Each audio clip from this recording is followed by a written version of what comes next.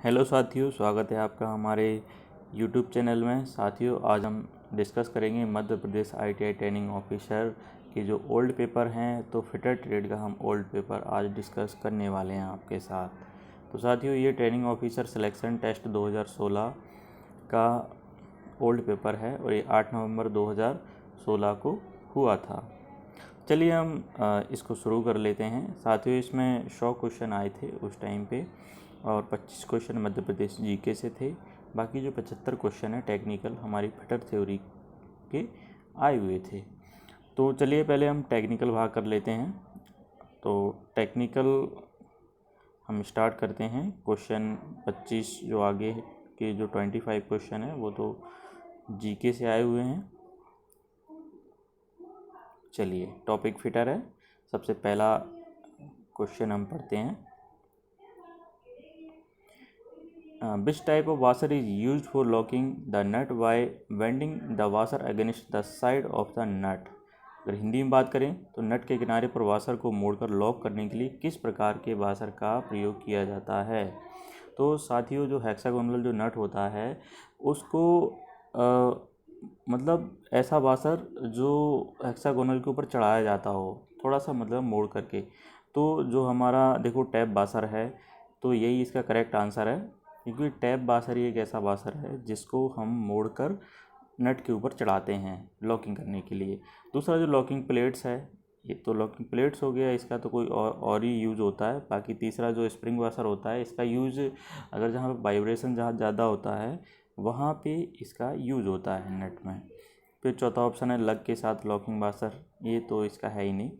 तो इसका tap washer पहला ही आंसर इसका सही है। चलिए हम दूसरे क्वेश्चन की ओर बढ़ते हैं।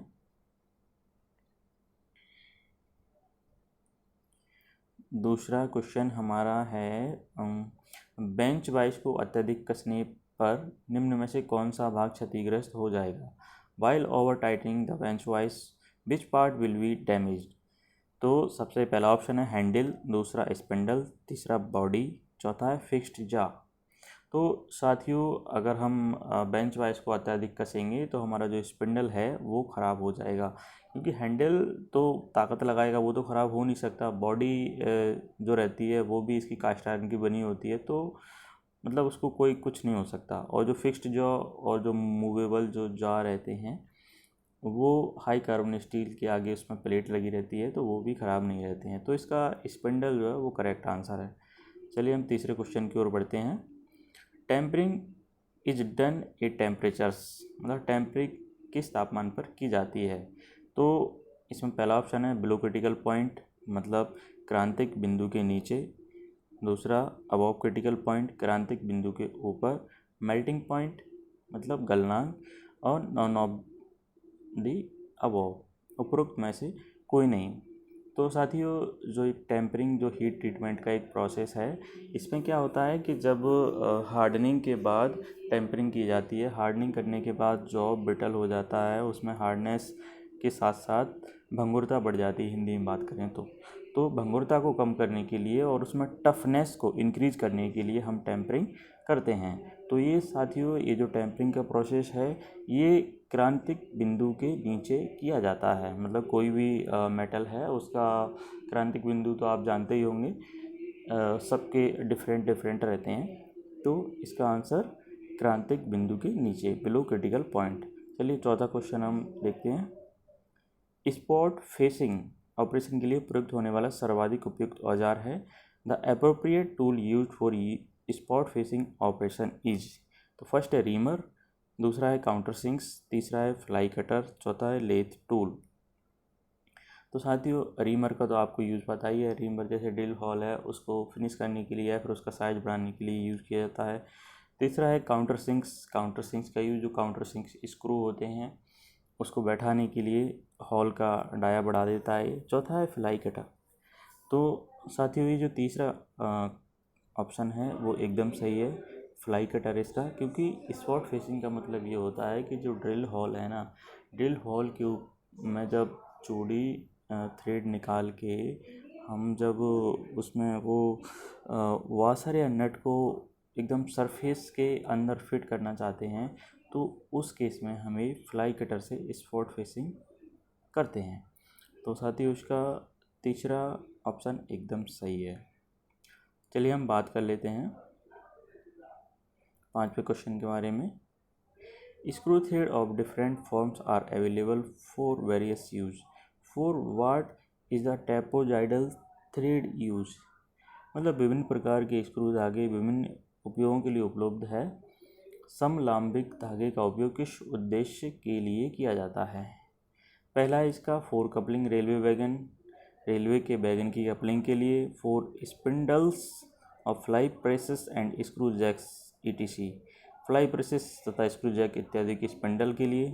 Four easy engagement and disengagement during transmission. संचारण के दौरान इंगेजमेंट तथा डिस इंगेजमेंट को आसान करने के लिए। चौथा ऑप्शन है इसका in a thread assembly where the sliding force act in one direction. Thread assembly जहां स्लाइडिंग बल एक दिशा में कार्य करता है। तो दोस्तों इसका तीसरा ऑप्शन एकदम सही है, क्योंकि ये जो ट्रैपेजॉइडल जो थ्रेड है इसका उपयोग ट्रांसमिशन में ही किया जाता है। चलिए हम छठवें क्वेश्चन की बात करते हैं। An irregular shaped work piece is turn on a lathe which one of the following work holding accessory is use.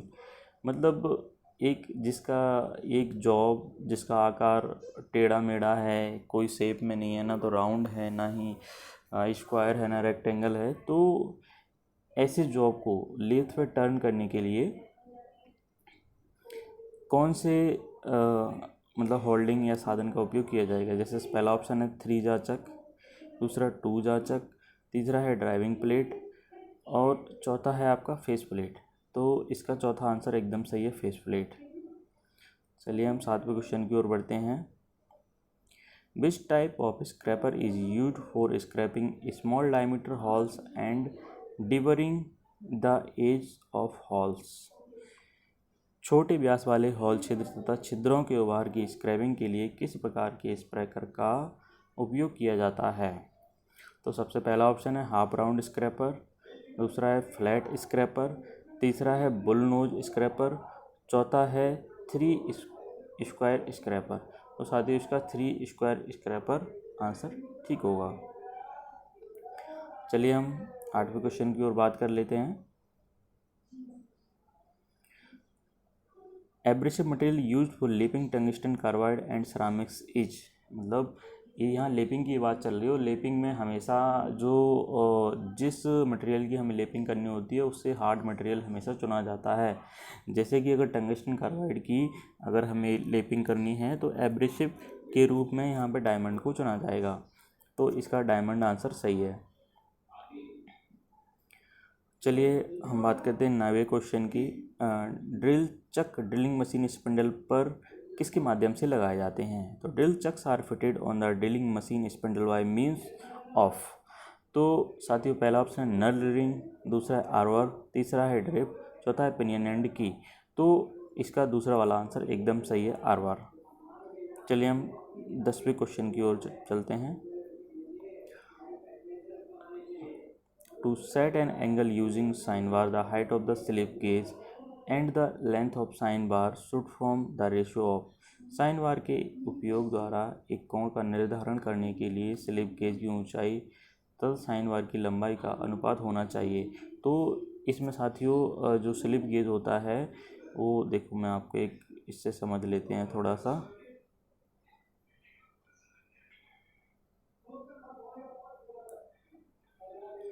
तो यहाँ पे ऐसे ये स्लिप गेज लगे हुए होते हैं और ये यहाँ पे ये आपका साइन बार रहता है और ये छोटे छोटे ये आपके स्लिप गेज रहते हैं। तो यहाँ पे जो लंबाई और ये कर्ण तो ये साइन थीटा में रहता है। तो इसका आंसर हमारा साइन थीटा रहेगा, क्योंकि ये साइन बार हो गया और ये आपके स्लिप गेज हो गए हैं। चलिए ठीक है। चलिए हम नेक्स्ट क्वेश्चन की ओर बढ़ते हैं। निम्न में से टेपर रेशियो अनुपात का सही सूत्र कौन सा होता है। साथियों टेपर को हमेशा जो है बड़ा डाया माइनस छोटा डाया फिर भागित लंबाई टैपर की। तो आपका ये आंसर सही है। के बराबर ब्रैकेट में बड़ा डाया माइनस छोटा डाया ब्रैकेट बंद ऑब्लिक लेंथ। चलिए हम बात कर लेते हैं 12वें क्वेश्चन की ओर। निम्न में से कौन सा विकल्प सरफेस रफनेस ग्रेड N8 के रफनेस मान का संकेतक है। तो साथियों इसकी एक टेबल होती है, उसको बढ़िया पूरी तरीके से याद रखना, क्योंकि ये है ना बहुत ज़्यादा ज़रूरी है। हर एक एग्ज़ाम में इसके क्वेश्चन आते रहते हैं। इससे कम से कम 10-12 क्वेश्चन बन जाते हैं। N1 N2 N3 ऐसे करके N9 तक होता है। तो रफनेस ग्रेड का मान क्या होता है। तो साथियों इसमें 3.2 होता है, आप याद रखना, बहुत ज़रूरी है। चौथा है, अब है 13वां नंबर का question. Drilling jigs are used for. Drill jig का यूज किस लिए किया जाता है। ड्रिलिंग ऑपरेशन ओनली, ड्रिलिंग के कार्यों के लिए। दूसरा है clamping the jobs while drilling, drilling के दौरान जॉब को जकड़ने के लिए। तीसरा है drilling reaming tapping and other allied operation, तो ड्रिलिंग रीमिंग टैपिंग तथा अन्य संबंधित कार्यों के लिए।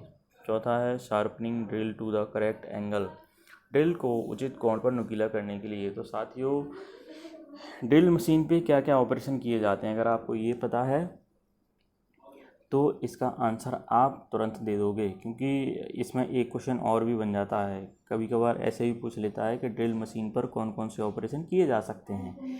तो हमारा यही उत्तर सही रहेगा, ड्रिलिंग रीमिंग टैपिंग तथा अन्य संबंधित कार्य। मतलब ये तो इसके लिए है ड्रिलिंग जिग का, लेकिन जो ड्रिलिंग मशीन पर ड्रिलिंग रीमिंग टैपिंग ये सब क्रियाएँ की जाती है। चलिए हम 14वें क्वेश्चन की ओर बढ़ते हैं।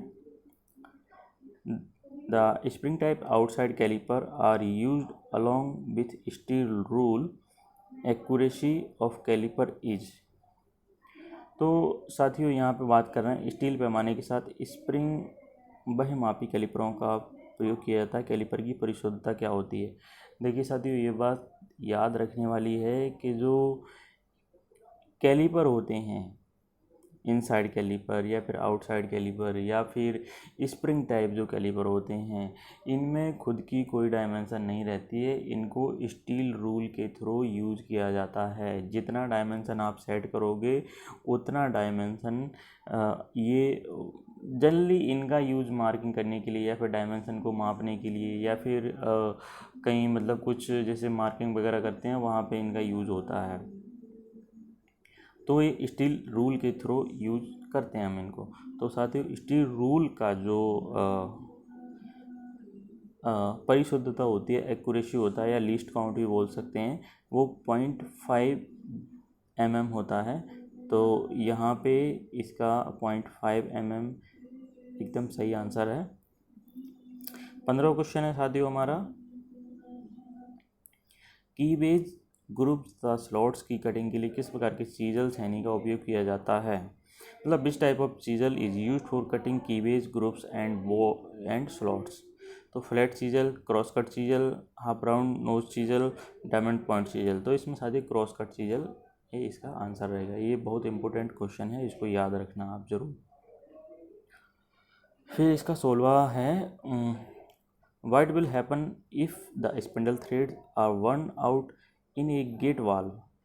क्या होगा यदि गेट वाल्व के स्पिंडल थ्रेड क्षतिग्रस्त हो जाएं। नंबर पहला ऑप्शन है the valve gate hard to turn, valve कठिनाई से मुड़ेगा। There will be loud noise when the valve is turn, valve के मुड़ने पर तेज शोर होगा। Water follow around the stepping box, stepping box के आसपास से पानी बहेगा। Valve will not be close open when the spindle turns. मतलब स्पिंडल के मुड़ने से वाल्व का बंद होना खुलना ये सब बंद हो जाएगा। तो साथियों इसका यही आंसर सही है। 17वें क्वेश्चन की ओर बढ़ते हैं हम। Which one is not the common types of cold chisel. मतलब कोल्ड चीजल का कौन सा प्रकार नहीं है। तो साथियों इसमें तो क्लियर हो रहा है कि ये फ्लैट चीजल तो चीजल होती है, क्रॉस कट चीजल का भी हमें यूज़ पता है, हाफ राउंड नोज चीजल का भी, लेकिन ये राउंड चीजल जो कोल्ड चीजल के अंडर में नहीं आती है। तो इसका राउंड चीजल आंसर है। तो 18वें क्वेश्चन की हम बात करते हैं। वर्नियर बेवल प्रोटेक्टर का वह भाग जिसका उपयोग कोण के मापन के लिए रेफरेंस बेस के रूप में प्रयुक्त होता है वह कहलाता है। पहला वो है ऑप्शन ब्लेड, दूसरा स्टॉक, तीसरा डिस्क है, चौथा है मैन स्केल। तो इसका आंसर स्टॉक है साथियों। चलिए हम आगे बढ़ते हैं। The tailstock barrel has an internal taper which one of the following standard taper is provided in the barrel bore. Tailstock barrel में एक आंतरिक टैपर होता है। बैरल बोर में निम्न में से कौन सा मानक टैपर प्रदान किया जाता है। साथियों ये बहुत मोस्ट इम्पोर्टेंट क्वेश्चन है। इसमें हमेशा मोस्ट टैपर जो रहता है उसी का यूज़ किया जाता है। मतलब जो लेथ मशीन का जो टेलीस्टॉक होता है उसमें कौन सा टैपर होता है तो वो मोस्ट टैपर होता है। और साथियों एक बात ये भी याद रखना कि जो टेलीस्टॉक में जो वो डेड सेंटर या जो लाइफ साइड जो मतलब डेड सेंटर जो लगता है ना वो उसमें भी मोस्ट टैपर ही होता है। ये क्वेश्चन भी कभी कभार आ जाता है। अब हम बात करते हैं 20 का क्वेश्चन है। ब्लास्ट फर्नेस बात्या भट्टी में आवेश के माध्यम से प्रदान किया जाता है। तो पहला ऑप्शन है थ्रोट, दूसरा स्टेक, बॉस या ट्यूअर्स। तो इसमें साथियों थ्रोट आंसर एकदम सही रहेगा हमारा। चलिए हम jenny caliper is use to find the. Jenny caliper का उपयोग ज्ञात करने के लिए किया जाता है। External size of round bar, round bar का बाहरी साइज। दूसरा है internal size of round bar, round bar का भीतरी साइज। तीसरा है सेंटर ऑफ राउंड बार। तो इसका राउंड बार का जो केंद्र है वो इसका करेक्ट आंसर है साथियों। क्योंकि ये बहुत जगह से आता है कि राउंड बार का केंद्र किससे ज्ञात किया जाता है। तो ये जेनी कैलिपर, इसको हाफ लेग कैलिपर भी बोलते हैं। तो ये जेनी कैलिपर है।